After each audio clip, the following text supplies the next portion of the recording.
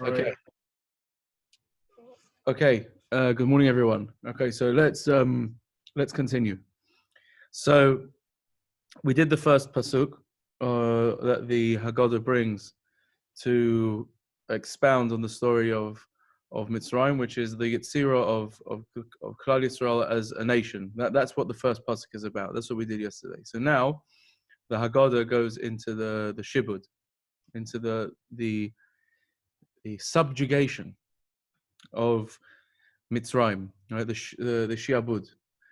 So and on Klal Yisrael's response. Well, that's what we'll do today. So we have the two psukim.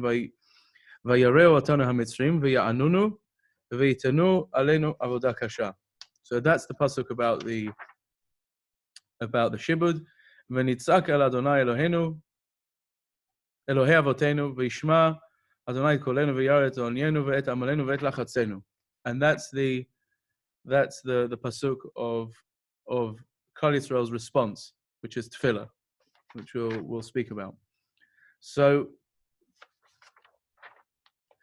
the first thing that the Haggadah does is he brings this. Vayareu atanu hamitzrim k'mo shene'emar hava nitchakim alo pen yirveh v'yeh ki tikraenu milchama v'nosaf hu gam al sonenu v'ilcham banu v'ala min haaretz. So they start off. The Egyptians, the way they start off the shibud with Am Yisrael is that they come with chokhmot, havanit chakimalo, which means that they come with svaras and reasons. Pen yarbe v'yeh tikrena milchama v'nosafu gam hasanenu. In other words, it's strategic, and that's what's going on over there. So this here actually reveals a very deep thing.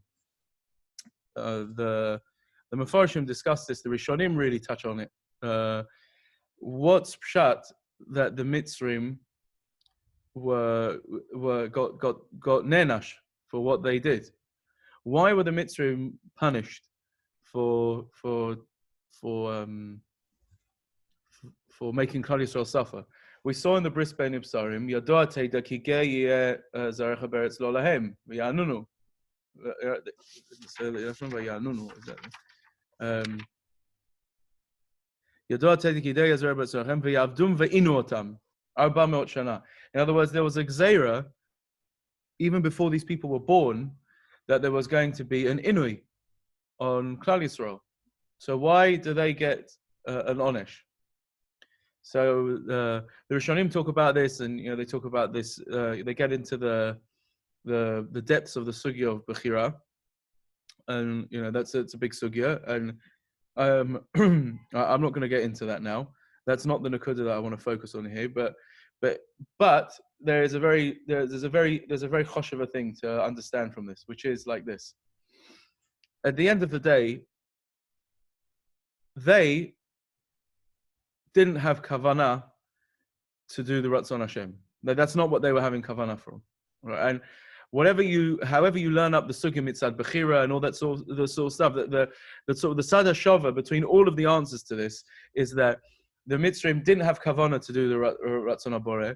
They didn't have, or some of the shitas say that they added on. They did more than what was necessary. Fine, whatever the point here is, the nakuda, why you can chap them and why they get nenash, is because they weren't operating on the hashkacha level. In other words, they weren't sort of doing this l'shem shamayim. That's not what their kavanah was. Their kavanah was that they hated Yidden and they wanted to make them suffer. That was what their kavanah was. Fine. So then the question is, but hold on, it was an exar. It was exera. It was exera. So how does that work? So here's the point. Forget the Bechira aspect over here, but the point here is that you see a very, very amazing nakuda in how hashkacha works for Am Yisrael, which is that everything that happens to Klal Yisrael now has to have a tachlis, and it actually doesn't make a difference what the perpetrator is having kavanah for. The perpetrator is having kavanah because he hates Yidden and he hates HaKadosh Baruch Hu, and he's a Sonei Yisrael, and he's soneh everything that the Jews stand for. So Mamela, he does what he does. But from HaKadosh Baruch Hu's perspective, it's all hashkacha. It all had to be like that. And it's all a development of the destiny of Am Yisrael. Because again, and here's the point that I want to sort of drive home, which is this is another facet of the of the of the new Hanhaga, the new way that HaKadosh Baruch Hu is dealing with Am Yisrael, which is that they are now his people, they are now his representatives, and Mamela, everything that happens to them is part of HaKadosh Baruch Hu's greater plan. So it doesn't actually matter what they're having kavanah for. Right? They come with chokhmah, havani kachim alo, and they have their reasons, and they have this, and they have this teretz and that teretz, why they have to do what they have to do, and that's the level that they're operating on. But there's a whole other layer of hashgacha that is operating on a much deeper level, and above all of this, and that all has to be like that. Yeah, both things are existing at the same time. Right? How that works with the Bechira is the Rishonim. I'm not going into that now. But here's the Nakuda that we need to understand is that here you see this coming to the forefront of the story of the Haggadah, which is that everything that now begins to happen to Am Yisrael as a whole is part of their destiny. It's part of the Hashgacha. It's part of the plan of HaKadosh Baruch Hu. Right? That it's that he's bringing his ratzon to fruition in the world. Right? And it doesn't matter what everybody else is thinking. You can't escape that. When it comes to Klal Yisrael, because they live with him, they now operate on a different level of reality. They now operate with him, right? They live with him. All of these things all of these things are part of Klal Yisrael's destiny, be'etzem, right? And behechrach, right? Because they are the Am Segula. Mm-hmm. Fine. So that's the first thing. V'yanunu. כמו שנאמר, וישימו עליו שרי מיסים, למען ענותו בסבלותם, ויבן הרסקנות לפרעה את פיתום ואת רמסס. Right? So they put, the taskmasters over them to למען ענותו בסבלותם, to make them suffer. Right? So that it says behedya in the Haggadah that the matara was to make them suffer. למען ענותו בסבלותם. And everybody knows the Medrash that Piton and Ramses was pointless work. It was them building cities that are not going to last. They're going to crumble in the end. That's called Leman Anoto Besivlotam. In other words, it's totally pointless work. So why is that? Why did Klal Yisrael have to go? Why did Klal Yisrael have to go through that?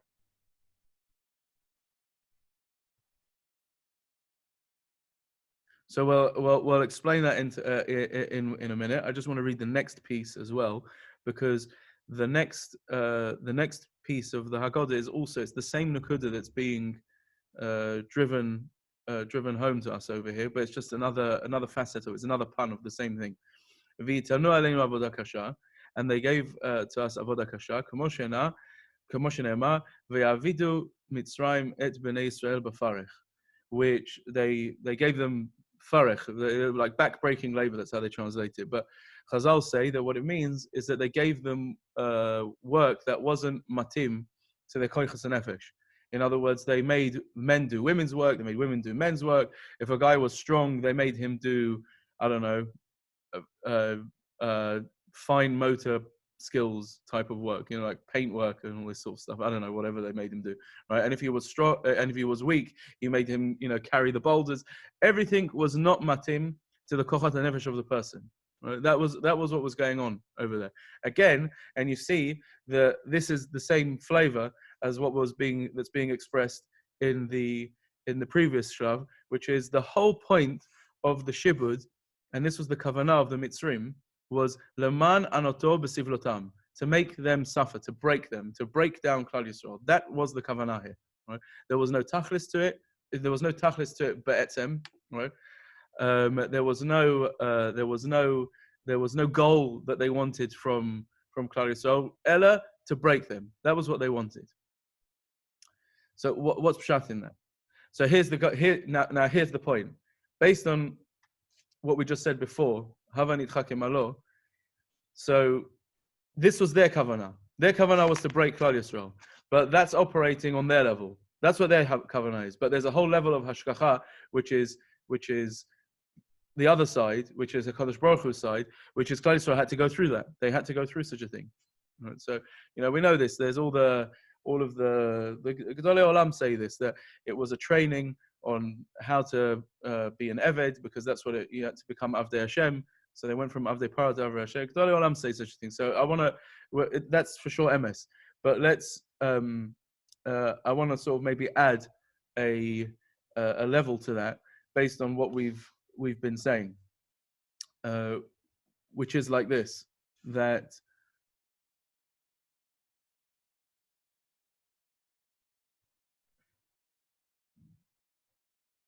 look, we explained this by Avraham Avinu, and we said that we pointed this out yesterday as well, that the whole the end goal of what's going to happen here is that there's going to be Klal Yisrael as an and that means the that they now are ready to be a kli kibul for the Torah. They have to be ready to be makabel the Torah. That's what they are. That's their mahus. So we said, like by Avraham Avinu, that when Avraham Avinu grows from being Avram into Avraham Avinu, he now has to cut himself off from everything that came before him. Because again, there can't be a development, because it can't have any shaykhus to what happens before, because it's not a development, it's a new thing. It's him entering into a new world and to a new life. It's a totally new life, and therefore he cuts himself off from his father's house and everything else. So now it's the same thing over here. Klal Yisrael had to be broken down to make themselves into a clean slate. They can't have any hanochas, any axioms, any sort of values or anything. They have to totally be broken down into nothing, right? So that they can now sort of, there can be like a sort of a bechina of tchias amesim to them. They can be reborn totally clean. And that's what you had to be makabel the Torah. You can't come to the Torah with any of your outside ideas that are rooted in something that is not part of the Torah. You have to be totally clean. And that's what all of this was. There's nothing, it's a total breaking down, that there's no asid, there's no past, they've got no future to them. We'll see that in the next pasuk. They actually broke themselves down into absolutely nothing. Rabbi Yitzchak Isaac Chava brings this, when he explains this idea, he brings a mashal of a seed, right? That we know that the way a seed has to grow is that it has to totally rot first. He says that's exactly what's happening to Klal Yisrael.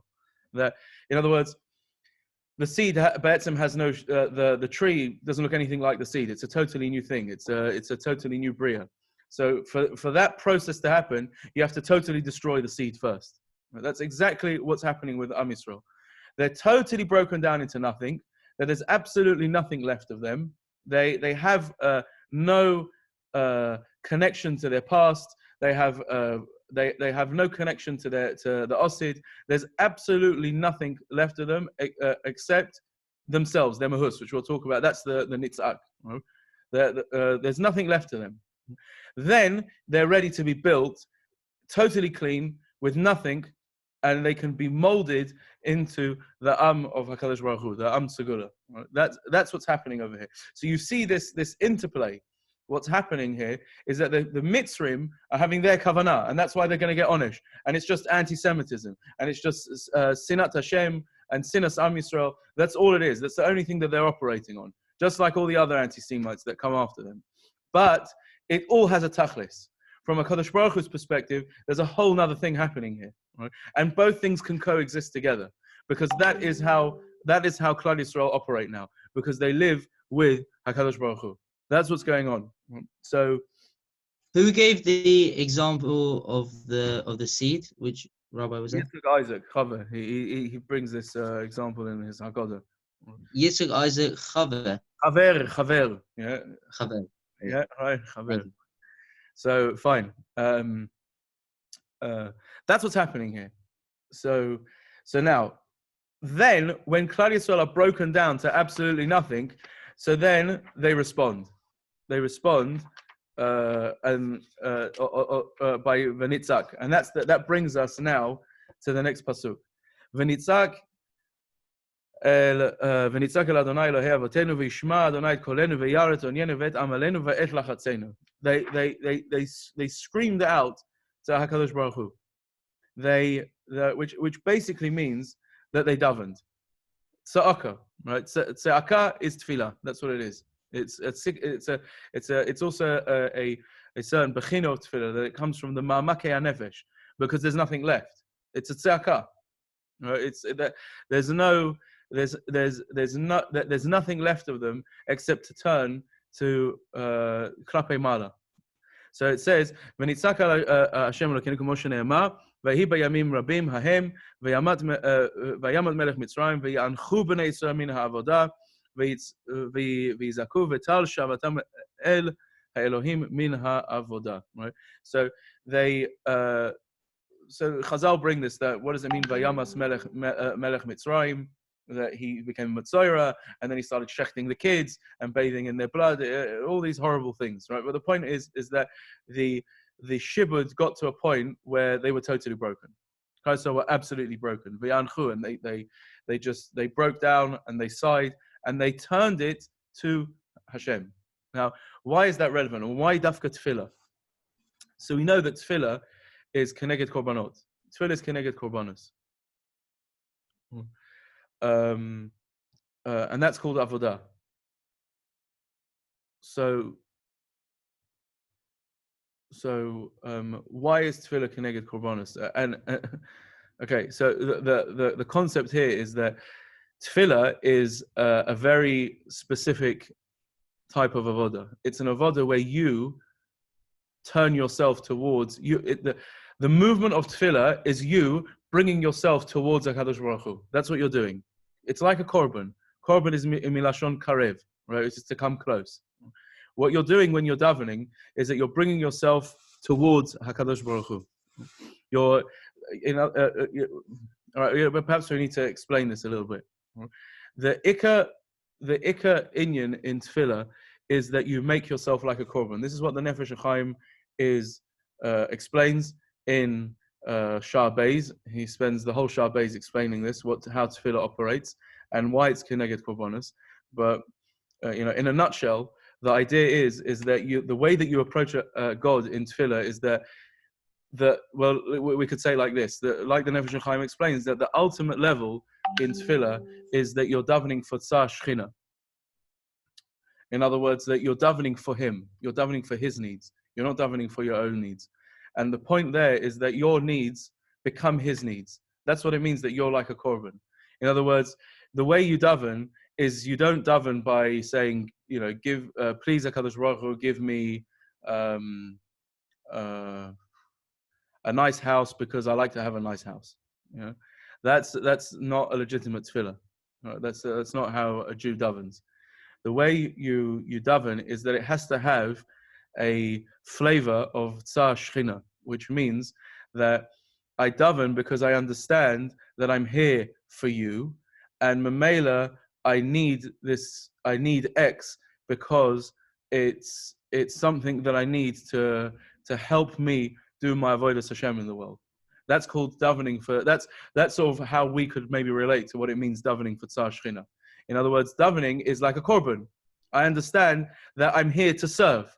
I'm giving myself over to you, saying, give me das because I want to learn Torah. Please help me do tshuva because I need to do tshuva because otherwise the Torah doesn't sit with me. I'm not clean and I won't understand the Torah properly. Forgive my sins. Wipe them clean. It's all for you. It's all to push your agenda forward. Give me refuah because if I'm sick, I can't think, I can't operate properly, I can't do anything. Give me parnasah because I need parnasah because that's the way the world operates. I need to have money so that I can have food, so that I can have a shelter, so that I can provide my family, so I can build a Torah Dika home. Right? It's all for you. right? That's how you daven, right? You know, Tekabah shofar, bring your agenda. Half of the tefillah is all talking about Mashiach and all these types of things, right? And ending Malshini, because the whole movement of tefillah is like a korban. I see that my life is a platform for Avodat Hashem, and I'm asking Hakadosh Baruch Hu to help me. Right? That's what tefillah is. So when Klal Yisrael are broken down to nothing, and there's nothing left of them, all they and their response, you know, the response of Klal Yisrael was to turn to Hakadosh Baruch Hu now and to bring themselves towards Him and say, "Listen, you've got to help us get out of here. You've got to bring us out of here for you." Right? It's hatzaka, it's tefillah, right? It's moving to. They turned to God. They wanted to be with Him. They wanted to come out of that, right? But in a movement of tefillah, like korbanos, that was the appropriate response, and it's b'schus that they were nigal, right? It's b'schus that they were nigal, because that's what the pasuk is going to say, right? That's the next pasuk. V'yishma Hashem et kolenu. Right? K'mo shene'emar, v'yishma Elokim et na'akatam, v'yizkor Elokim et berito, et Avraham ve'et Yitzchak ve'et Yaakov.